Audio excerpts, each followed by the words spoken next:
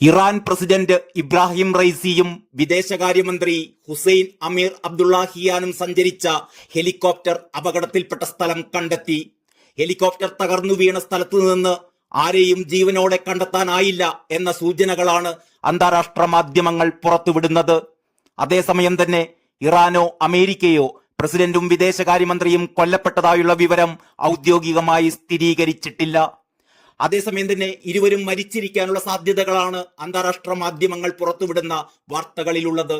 അപകടം നടന്ന് 12 മണിക്കൂറിന് ശേഷം രക്ഷാദൌത്യ സംഘം സ്ഥലത്തെത്തിയതായി നേരത്തെ റിപ്പോർട്ടുണ്ടായിരുന്നു. നേരത്തെ ഹെലികോപ്റ്റർ തകർന്ന സ്ഥലം കണ്ടെത്താനും രക്ഷാപ്രവർത്തനത്തിനുമായി റഷ്യയും തുർക്കിയുമാണ് ഇടപെട്ടിരുന്നത്.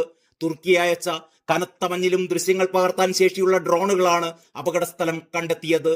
ഇറാൻ ഇതുവരെ ഔദ്യോഗികമായ ഒരു പ്രതികരണവും പുറത്തുവിട്ടിട്ടില്ല. ഇറാൻ ജനതയ്ക്ക് ആശങ്കാജനകമായ വാർത്തയാണ് പുറത്തു വന്നുകൊണ്ടിരിക്കുന്നത്.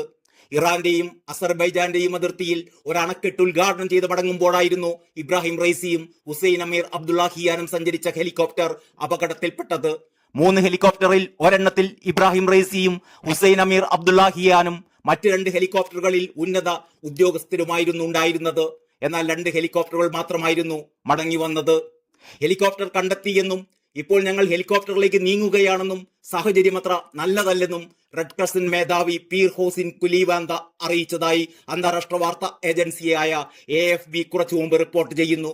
ജീവനോടെ ആരും അവശേഷിക്കാൻ സാധ്യതയില്ല എന്ന് രക്ഷാപ്രവർത്തകർ പറഞ്ഞതായുള്ള റിപ്പോർട്ടുകളും അവർ പുറത്തുവിടുന്നുണ്ട്.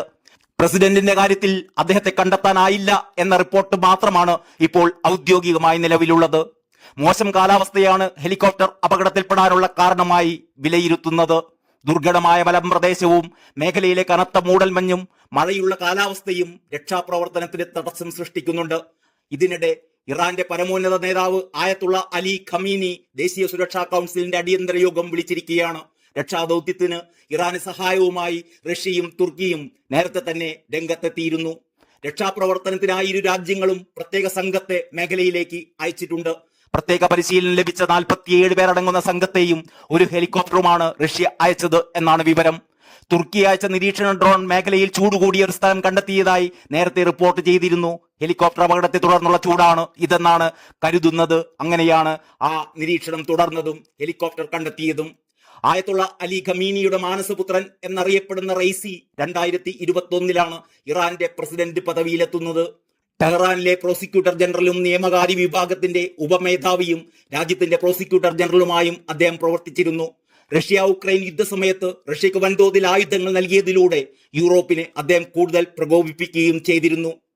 ഇസ്രയേലുമായി ഇറാൻ സംഘർഷത്തിലാണ്. അതുകൊണ്ട് തന്നെ ഈ അപകടം പലതരത്തിലുള്ള ചിന്തകൾക്ക് വഴിവെക്കുന്നുണ്ട്. പശ്ചിമേഷ്യയെ ആകെ പ്രതിസന്ധിയിലാക്കുന്നതാണ് ഈ ഹെലികോപ്റ്റർ അപകടം. മധ്യപൂർവ്വദേശ മേഖലയിൽ പ്രധാന ശക്തിയാണ് ഇറാൻ.